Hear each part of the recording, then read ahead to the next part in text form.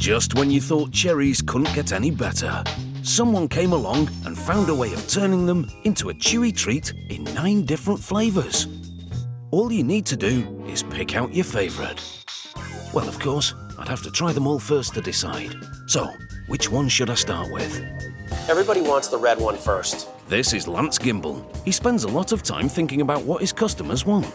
Well, it's the cherry. Everybody loves cherry. So he created these cherry sweets with 9 flavours. No more cherry picking through a mixed bag then. This San Francisco candy company dates back to 1898, when Alexander Gimble opened his first factory in the heart of the city on the bay. 117 years later, it's still a family-run business. Based at this food factory, which is still in San Francisco. Believe it or not, it takes 12 days to make one cherry lover. It's truly a labor of love. 12 days? Well, come on, Lance, we better get started. Liquid sugar, corn syrup, and cornstarch are pumped into kettles on a deck above the factory floor.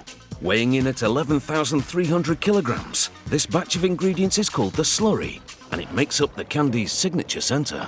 It passes through a 6-inch steam injection high-pressure cooker, which takes it from 82 to 140 degrees Celsius. It's then piped into a supersized mixer and cooked. Real cherry juice and natural flavors are added by this busy bee, Lorenzo. This batch of black cherry is gonna make 1.8 million candy. I gotta go. I think you have, Lorenzo. We won't keep you.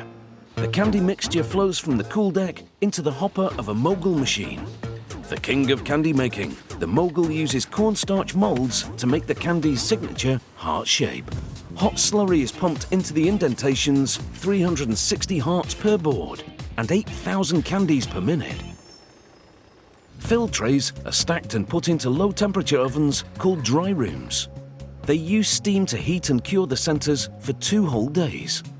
Now that the hot liquid candies have solidified, trays are placed back on the mogul machine, flipped over, and starch and candy are separated for good. Next, they travel along a conveyor and are misted with steam. We want to get those little jelly candies hot and sticky. They travel on a ladder conveyor to a ribbed tunnel, which showers them with sugar. Now that's a sweet waterfall. Sugar coats the misted candies and prevents the hearts from sticking together forever.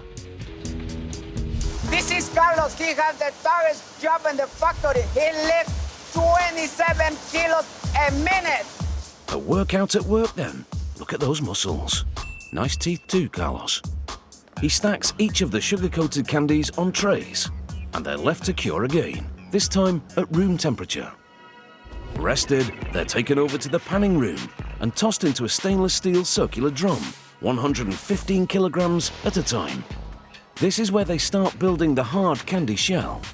This painstaking process is called panning. Hearts tumble and revolve, building heat. Then flavor syrup is added until each and every heart is fully coated. You sprinkle the sugar in there, and it starts to create this microscopic shell around the outside of the candy. They do this again and again and again, until they are beautifully smooth and ready to pop into your mouth. But no, not yet. They need to cool down first. You have to be very patient with these cherries, you know? You can't just push them around. They have a mind of their own. An independent, strong-willed candy. A sweet after me own heart.